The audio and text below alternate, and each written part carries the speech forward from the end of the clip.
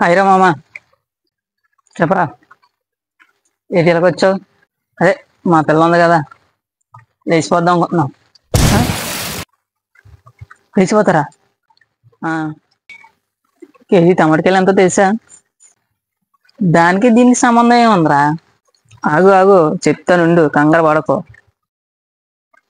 KG టమాటకాయలు ఎంతో తెలుసా? తెలీదు మామ. 60 రూపాయలు. పోనీ రైస్ బ్యాగ్ ఎంత తెలుసా? 900. రూమ్ రెంట్ ఎంతో తెలుసా? తెలీదురా. 5 to 6 వేలు.